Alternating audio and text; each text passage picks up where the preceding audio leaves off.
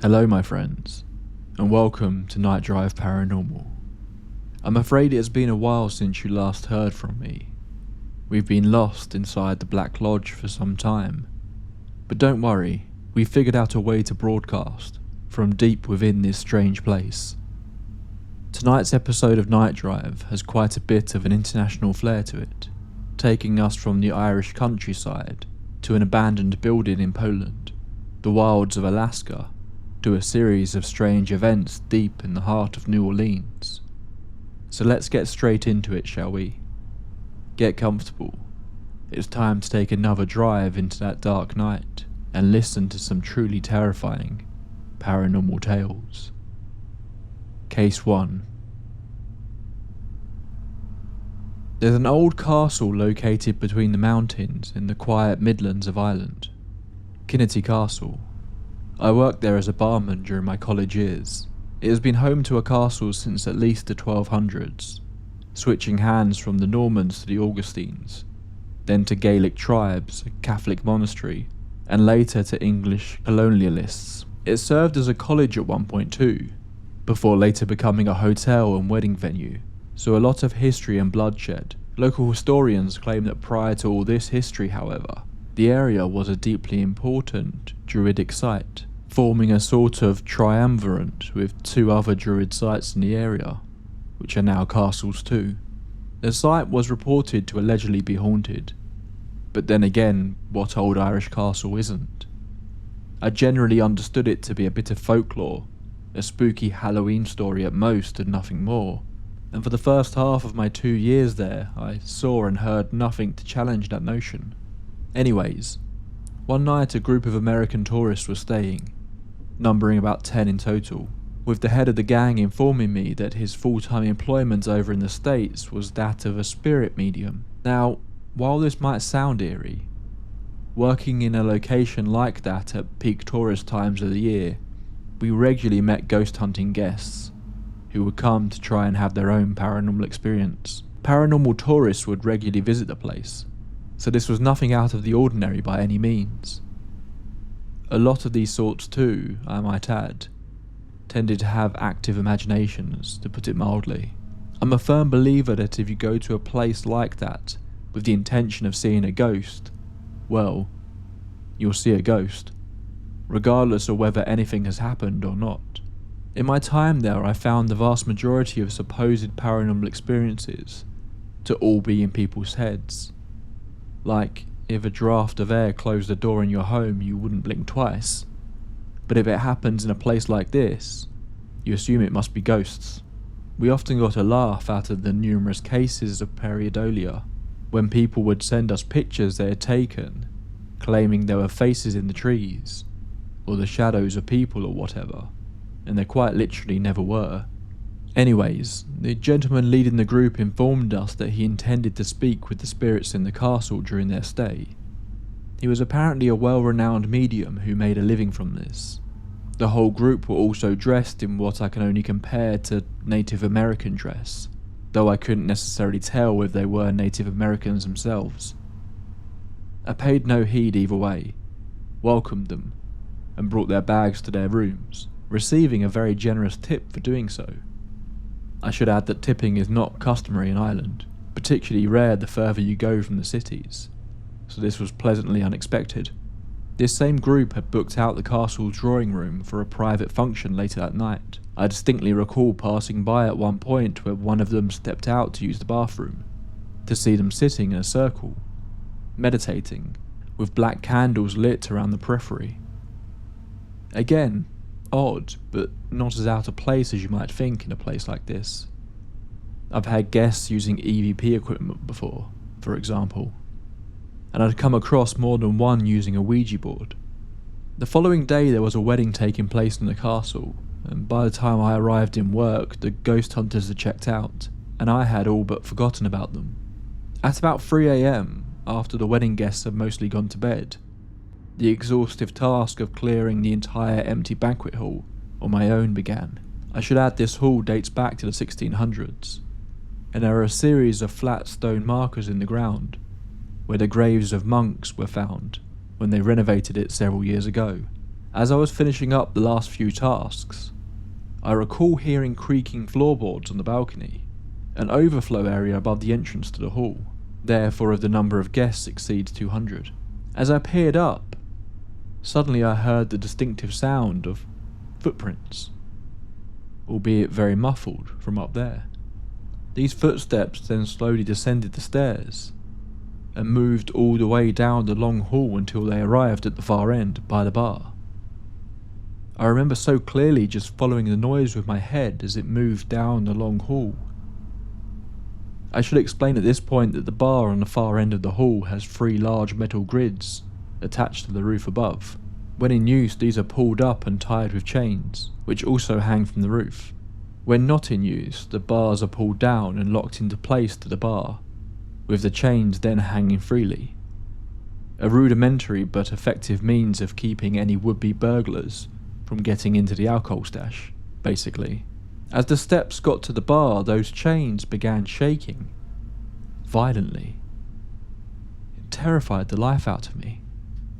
I dashed out the door and across the courtyard to the bar in the dungeon, where the last few stragglers of the wedding were drunkenly sipping, and usually spilling the remainder of their pints. I told my fellow bartender there what had happened. He laughed, agreeing to come and help me close up, and told me I was jumping at shadows. I practically finished up the cleaning holding his hand. Together, we didn't notice anything out of the ordinary. As I headed up to count the till, I met the bartender from the library bar, the last of the 3 bars in the venue, looking very pale-faced and uneasy. He informed me that while skulking off to use his phone so that he could watch the highlights of a football match when he wasn't supposed to be, he had become aware of someone entering the bar by the door to his left, only for him to be bewildered when nobody emerged from around the corner. This, coupled with a flickering light bulb in the chandelier above, happened half a dozen times before he got spooked enough to leave the bar and come and hide in the more well-lit safety of the office, watching the bar on the cameras instead. Upon sitting down there, we both suddenly became aware of a scratching and tapping happening at the window into the room. He pointed it to me and I heard it too, clear as day. Scratching, but coming from the other side of the narrow window. I should explain that this office is located on one of the turrets of the castle, so the window is, give or take, 8 to 9 feet above the ground, so it was unlikely to be a person. It could have been an animal doing all this scratching and tapping, sure, but I'd never heard anything like it and never would again, so it seems perhaps a little coincidental to only happen on this night. Plus again, it's after 4 AM, so it's very unlikely to be a bird or similar animal. It was so bizarre, but we were inside the safety of the warm office, together, so it wasn't necessarily scary by now, but just weird. At that point we were joined by the final barman from the dungeon bar below, who now admitted that despite his joking earlier, he was now a little uneasy too, after a few similar events happened down in the dungeon. It was then that we spotted a flickering light on the CCTV feed, a setting created to inform us that the motion sensor was picking up something moving inside of the banquet hall, the same banquet hall that I had emptied and locked up. It told us that every 5 seconds or so, something was moving about, before disappearing for a few seconds and returning again. A few more peculiar happenings took place that night, opening doors, tapping on tables at reception, names seemingly being called down the hall before I finally departed at around 6 AM. It was only the day after, as I was reflecting on the events of the night, that I realised that it must have been the group of spirit mediums from the night before. They must have disturbed something. But it's not the first time something like that happened here. A long-serving staff member informed me of similar events that went on for weeks, after the land around the place was dug up to lay sewage pipes in the mid-1990s. Something had been disturbed during the excavation. It had gotten so bad back then that even guests were complaining. Cold spots inside the castle during a summer heatwave, footsteps, slamming doors, moving objects, and so on. The castle staff eventually went to the church in the village and lit a candle for those of the old Winter and Bernard families, who were Protestant lords that had owned the castle back in the day. All activity ceased practically overnight, I was told. Things like this occasionally would happen there. The allegedly haunted room at the very top of the castle even had a no Ouija boards rule, because of the hassle and mess caused for the cleaners and staff whenever people disturbed the spirits. One particular female staff member would repeatedly get it the worst, with her ponytail regularly being pulled by an unseen force. We even had camera footage of it occurring, which, despite being spooky, tended to be quite humorous. Other young female staff would sometimes report hearing their names called too, despite them being alone there. Different mediums told staff there on a number of occasions that there were a few ghosts up there, but that one of them, a monk named Hugh, is the main one, who enjoys playing good-natured pranks on people, and has a particular affinity for women, especially the women getting married at the venue. So not quite as malicious as some hauntings, but still bizarre. This was the first and only time I witnessed any of it, however. Don't forget, you too can have your encounter read out on Night Drive Paranormal. Just drop me an email at thetapelibrary@protonmail.com if you want to be featured on the show. Time for case number 2. I was about 10 years old when this happened. I had travelled from Sweden to Poland to visit my grandparents. It was summer and I did this every year until they both passed away. One day I went outside to play with my friends. If I remember correctly, we had Yu-Gi-Oh cards, and we played with them a lot. Near the playground, there was an abandoned building. The building belonged to my uncle. I was around 3 years old when he went out of business, so he abandoned it. Since then, it had been left empty. My friends wanted to play a game called Dare, and they challenged me to go into the abandoned building at night, since I didn't believe in ghosts. I thought it was an easy challenge. If I won, they promised me free McDonald's. At midnight, I snuck out of my grandparents' house and went to the playground to grab a toy for the challenge. The goal was to enter the abandoned building, go up to the second floor, and leave the toy there as proof. Standing in front of the building, I told myself, tomorrow, a Big Mac for me. Then I went inside. I didn't have a flashlight, but the moon was bright that night, giving me enough light to see. I searched for the stairs and found them at the end of the hallway. As I climbed up, I noticed broken glass covering each step. Carefully, I made my way to the second floor. The roof was in bad shape, but the moonlight illuminated the area. I looked around for a place to leave the toy and spotted a big, old, broken mirror. I crouched down and placed the toy in front of it. And then, it happened. I was still crouching, looking down at the toy when I heard a strange sound, like an old man struggling to breathe, as if he were lifeless and in pain. A chill ran down my spine and my heart started pounding. Then, I heard the crunching of broken glass on the stairs, like someone was stepping on it. I tried to convince myself that my imagination was playing tricks on me, but when I looked up, I saw something in the broken mirror. A pale, eyeless face, staring back at me. I froze. I wanted to run, but I couldn't move away. Somehow I was completely paralysed. I shut my eyes, and when I opened them again, the face was gone. But I still felt like something was near me. Finally, I broke free from my fear and ran. I bolted down the hallway, feeling like something was chasing me. I made it outside and onto the playground, gasping for breath. When I turned back towards the building, I saw it again.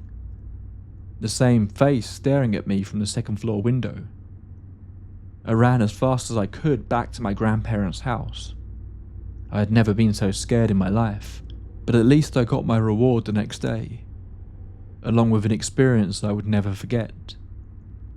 I never did anything like that ever again. We're jumping across the Atlantic now. For case number 3, we're headed to Alaska. I grew up in northern Alaska, actually all over the state, until I was 13.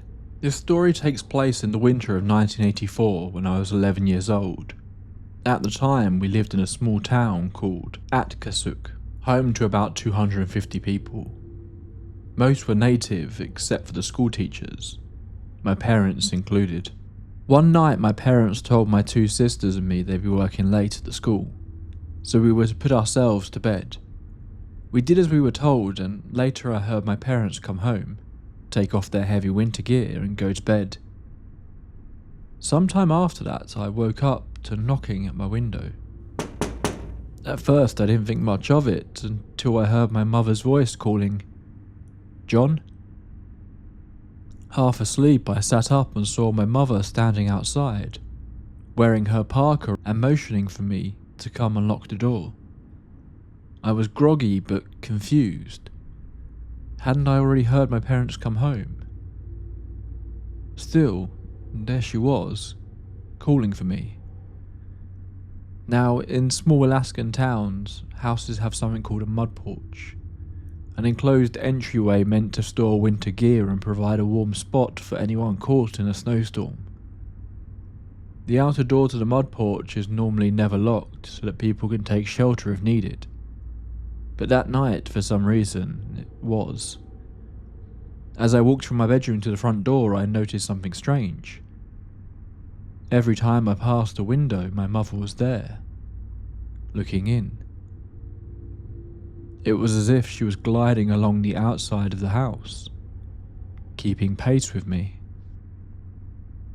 Finally, I reached the door. I expected it to be locked, but when I turned the knob, it opened easily. My mother stood there in the porch's dim light. She looked at me and asked, "Can I come in?" Something about the question made my skin crawl. And then I looked down. She was barefoot. That was all it took. Terror gripped me and I bolted back to my parents' bedroom, shaking my father awake. "Something is wrong with Mum," I gasped. Then from the other side of the bed, my mother sat up. "What's wrong, honey?" she asked groggily. I froze. We rushed to the back door, the one I had left open. Nothing was there. No footprints in the fresh snow from the night storm. Of course, my parents brushed it off as a bad dream, but I knew what I had seen. Years later, as a senior in high school, we had moved to a quiet town in the Pacific Northwest. Our house was a 2-story home at the top of a hill and my bedroom was on the second floor. One of my best friends, let's call him Joe, had a habit of sneaking over late at night. He'd use a bit of parkour to climb up and knock lightly on my window, signalling for me to let him in or to sneak out with him. One night I heard the familiar knock. I turned over in bed and saw Joe's face peering in, but something was off. His voice was flat, emotionless, as he whispered, "Can I come in?" Then I noticed something horrifying. Joe wasn't standing on anything. He was floating. And worse, he was barefoot. I slammed the window shut and backed away. The knocking continued, one tap every minute, over and over. each time followed by a whispered, "John." I hid under the covers, and eventually it stopped. After high school, I spent a summer in Nevada with a friend. When it was time to leave, I drove back to Washington on a tight budget, sleeping in my car at rest stops along Highway 395. On the second night, I pulled into a remote mountain rest stop just before sunset. A family in a van was parked nearby, quiet and reserved, not the partying type. I settled in, using a blanket to block the bright moonlight. Sometime later, I woke to a knocking at my window. Knock, knock, knock. Still groggy, I assumed it was someone from the van. And then I heard my name whispered. John. I lifted the blanket and looked out. It was my sister. Every hair on my body stood on end. Knock, knock, knock. I froze, unable to move, and then the knocking stopped. A moment later, I heard the knocking on the van. A door creaked open, and then a scream. Several screams. The van's engine roared to life and they sped away, tires kicking up dust. Shaking, I looked out again. My mother stood at my window. "John," she whispered. "Let me in." I yanked the blanket over my head and stayed there until dawn. At 45, I bought my first house, a nice 2-story place with a crawl space beneath it. At first, I only visited on weekends, but eventually I moved in. A few weeks after settling in, I was drifting off to sleep when I heard it. Knock, knock, knock, and then a whisper. "John." I turned to look out the window and saw an old friend who had passed away. "Go away," I said firmly. "I'm not letting you in."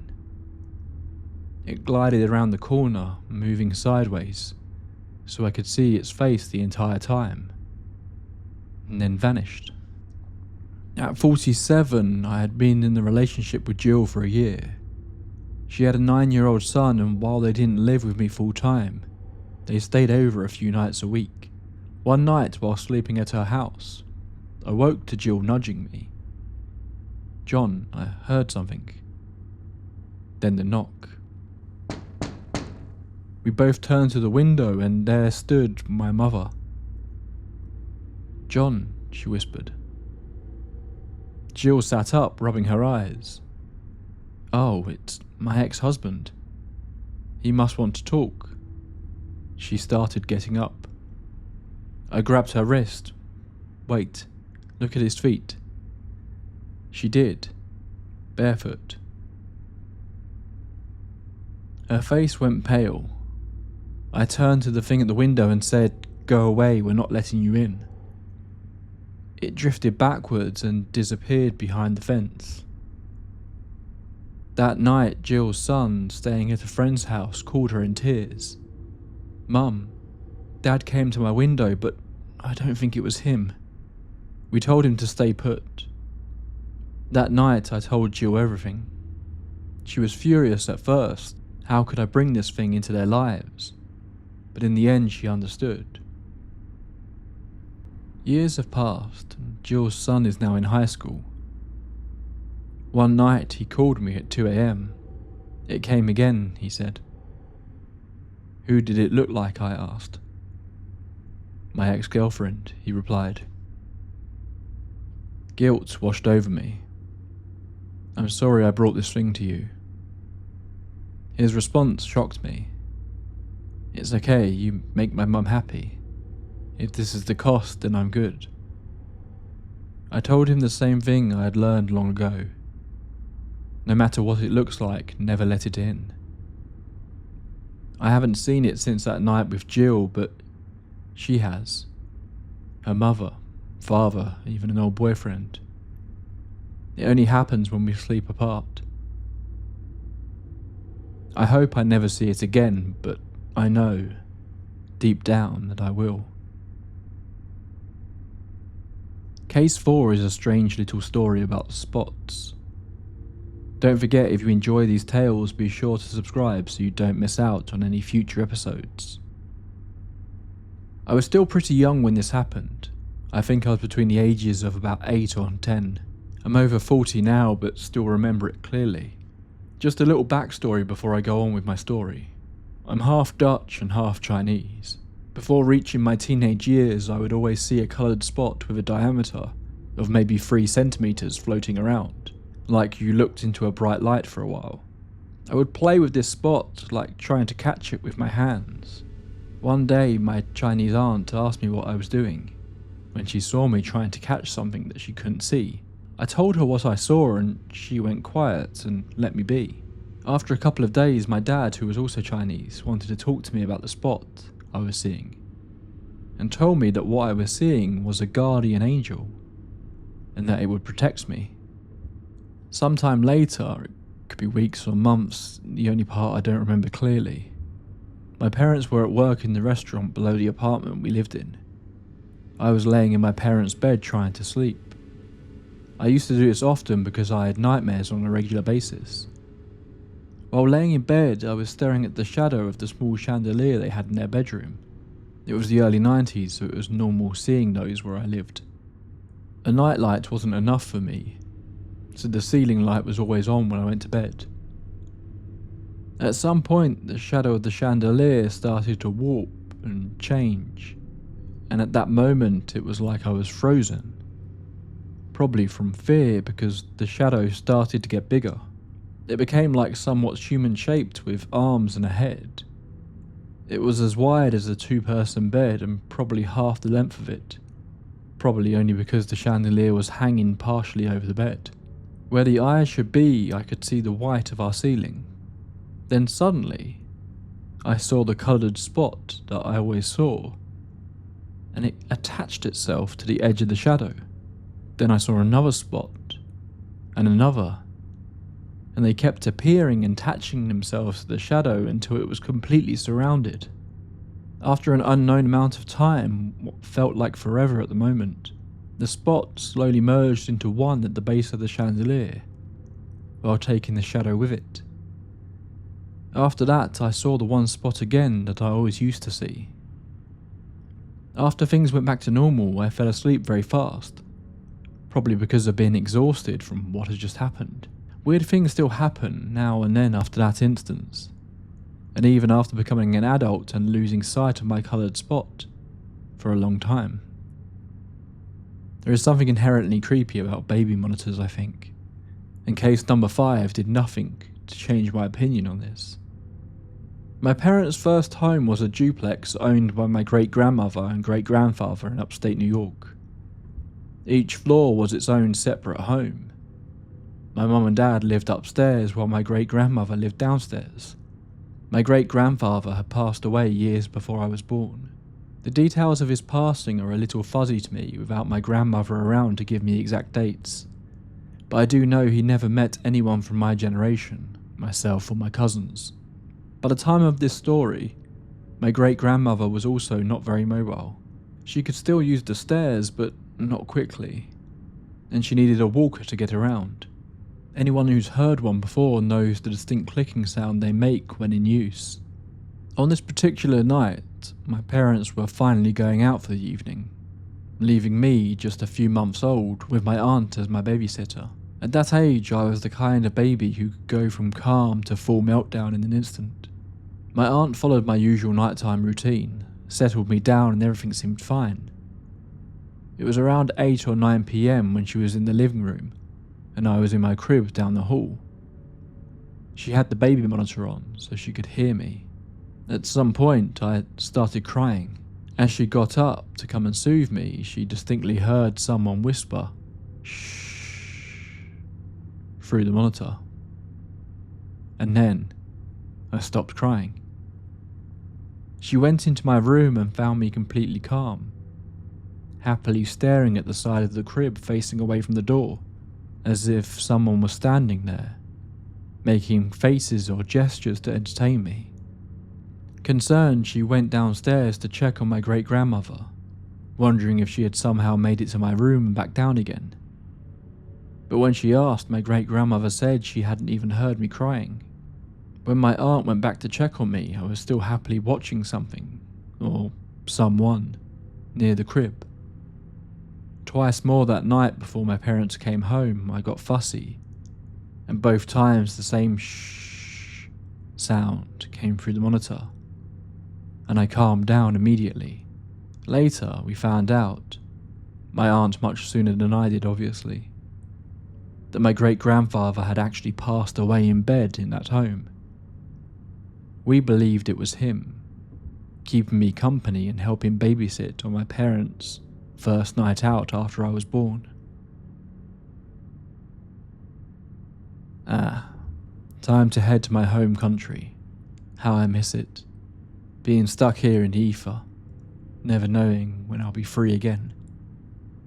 Sorry, I lost my train of thought. Case number 6. The first experience happened 9 or 10 years ago when I was very young. After my family moved out of Devon, my dad went up north for work, and my mum and I ended up living with her friends in London.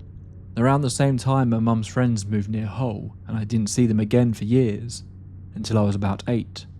When we went to visit them, my mum and I took a trip to a stately home, Burton Agnes Hall. After a while, I got bored and wandered off on my own. I eventually found myself in a room called the Justice Room, which had a bedroom off to one side and a corridor leading away on the other. I stopped. I wasn't sure why, but I suddenly had an overwhelming feeling that someone was watching me. At first, I thought maybe I had subconsciously registered a mirror, but there wasn't one. A little while later, my mum arrived and asked, "Do you want to go into the bedroom?" Without hesitation, I refused. I had no real explanation, I just knew there was something wrong with that room. My mum seemed surprised but didn't press the issue and we moved on. Later, we came across a guide telling a story about a young woman who was murdered by ruffians in the 1620s. Before she died, she had asked for her skull to remain in the house, but her sisters buried her in the churchyard instead. Soon after, the house was plagued by violent poltergeist activity. It only stopped when her skull was exhumed and brought back inside. They say she never left. It's rumoured that she dislikes renovation work, and volunteers have even been known to warn the empty air before making any changes to the house. I might have dismissed the whole story if it weren't for one eerie detail. She died in the very bedroom I refused to enter. The second encounter was brief but unsettling. About 3 or 4 years ago, I was in a car driving down a country road in New Addington on a sunny afternoon. Suddenly, I saw someone running towards a private road that led to a static caravan site.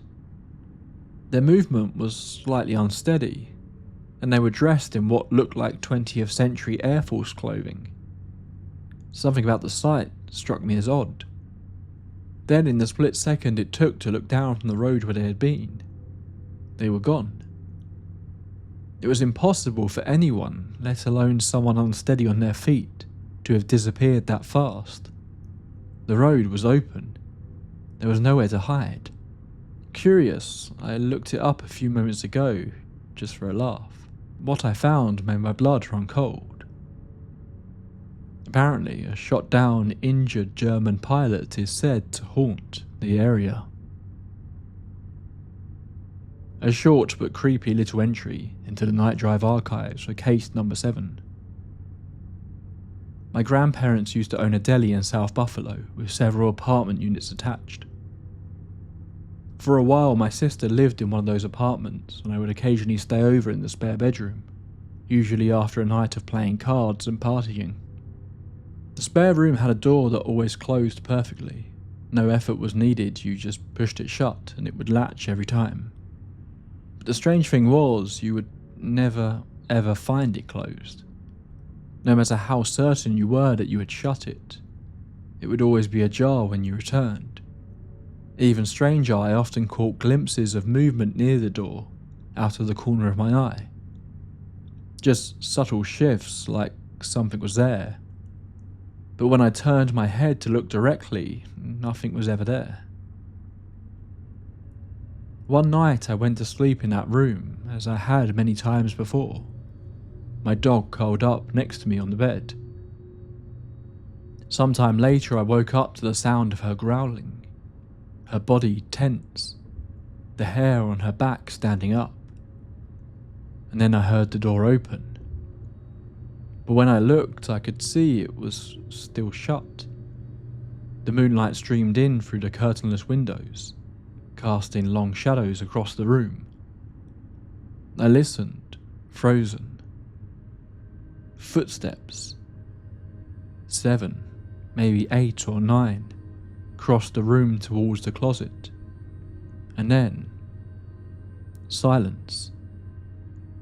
The dog eventually calmed down, and though I was thoroughly freaked out, I somehow managed to fall back asleep. In the morning I told my sister and her husband what had happened.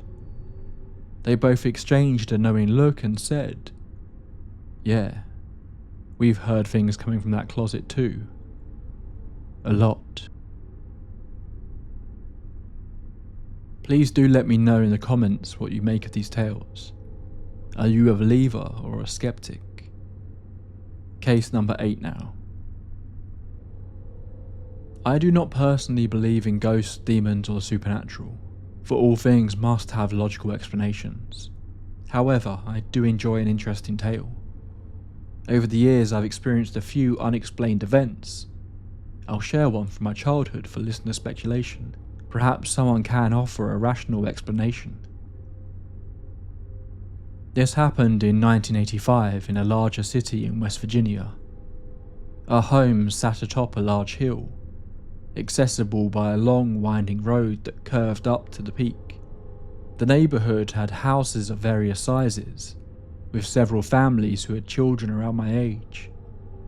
We all played together after school and on weekends, and we walked the half-mile to our bus stop every morning. One family had 2 sons, both younger than me, and 2 daughters, one a year younger and the other a year older. The sisters' birthdays were in the same month, and the event I'm about to share happened during a birthday sleepover at their house. The evening had been fun, games, food, a movie, and general silliness. As the night wound down, we made makeshift beds on the floor, whispering and laughing in the dim light. The basement where we slept was finished and fairly open, with a simple layout. The sisters' bedroom was at one end. A short hallway led to a full bathroom. Beyond that was a large den area with stairs leading up to the kitchen. The laundry room was tucked under the stairs. At some point, drama ensued, as it often does among preteen girls. One of the guests, Dee, became upset over something and locked herself in the sister's bedroom. We all took turns trying to coax her out, but she refused. Rather than fetching a parent, we came up with a plan. We decided to turn off most of the basement lights and sit quietly on the stairs, hoping Dee would think we had gone upstairs. Maybe, once she believed she was alone, she would come out. As we sat in hushed anticipation, something unexpected happened. A dark, child-sized shadow emerged from the exterior wall of the bathroom and ran across the den, straight into the space under the stairs. At first it looked like a regular shadow, but something about it was deeply wrong. It wasn't cast on the floor or the walls. It stood upright, like a person. It was the size of a 5 or 6-year-old child. It moved like a child with a quick, bouncy run. Its hair even seemed to shift and sway as it ran. Most unsettling of all, I could see the carpet and furniture through it. There was no one else in the basement except Dee, who was still locked in the bedroom. She had long hair, unlike the shadow, which appeared to have short hair. We all saw it, we all screamed, and we bolted up the stairs to find the girl's mother. Their mother came down, turned on all the lights and searched the basement. The laundry room was closed and empty. The den was empty. The bathroom was empty. The bedroom door was still locked until Dee finally opened it for their mum. Nothing was there. In hindsight, we should have just gotten an adult in the first place. But you know, kid logic. I was too shaken to stay the rest of the night and asked to go home. My 9-year-old brain simply couldn't process what I had seen. A shadow with no person. A shape with no light source. A figure that moved like a child but was completely translucent. Over the next year I played at their house during the daytime and never saw anything like it again. The other neighbourhood kids, as well as the sisters, all agreed on what we had seen. Yet none of us could explain it. As far as I know, the family never reported any strange occurrences, but I wouldn't know for sure. My family moved in 1986. Even nearly 40 years later, I still have no explanation for what I saw. I don't have much time left. Judy is calling me back. So let's have one last story tonight, shall we? Time to go to New Orleans. Case number 9. New Orleans is a city steeped in history, and with that history comes the supernatural. The homes I grew up in, built between the 1800s and early 1900s, had their fair share of ghostly activity. These are some of my experiences. My first major experiences with the paranormal happened in the house my parents bought after Hurricane Katrina. I don't know much about its history, who owned it before or what happened inside, but I do know that at least 3 entities occupied the triplex.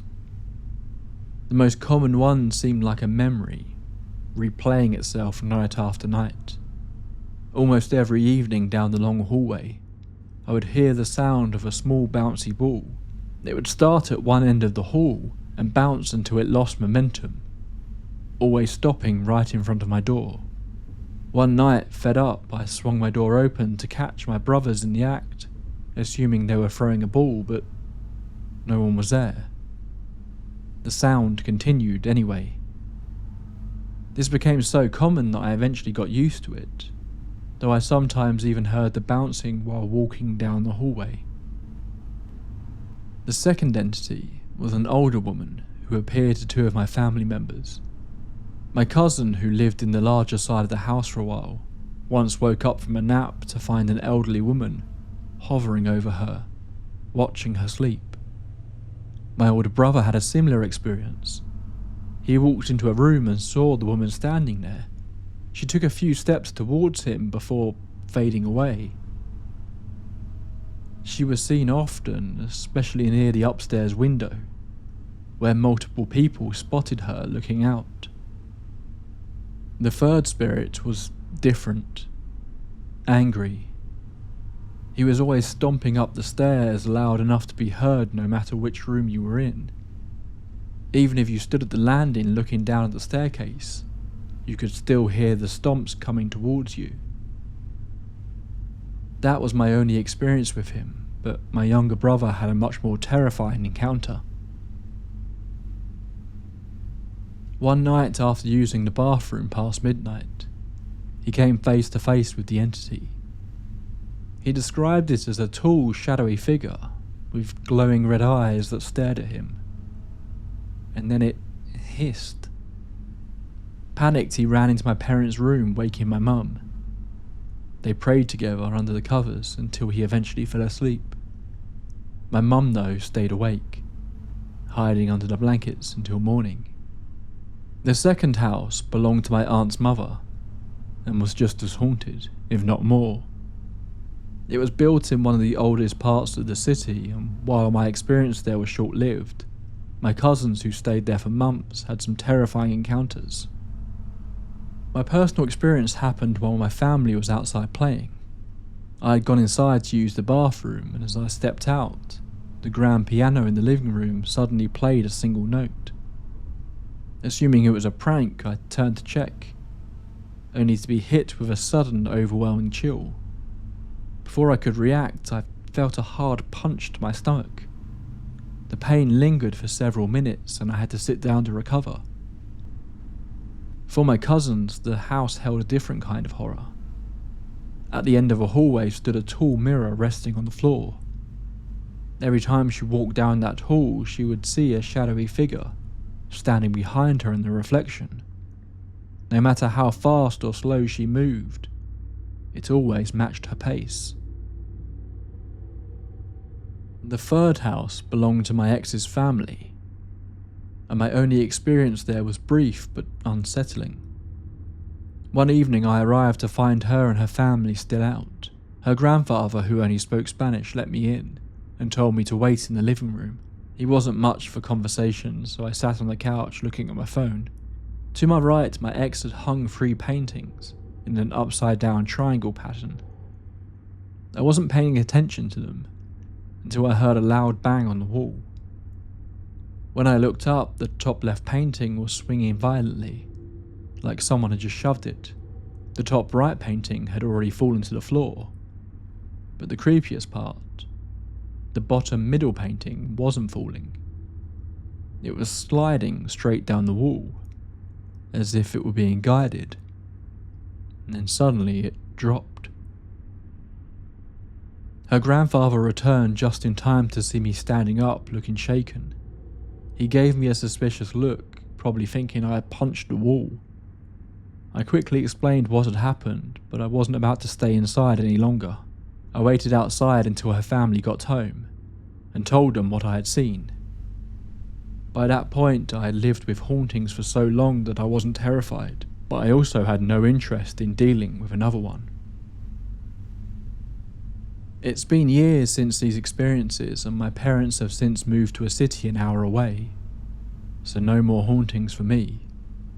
But growing up in New Orleans, a city with so much history and energy, it's almost impossible not to have a few ghost stories of your own. That's all we have time for tonight, I'm afraid, my friends.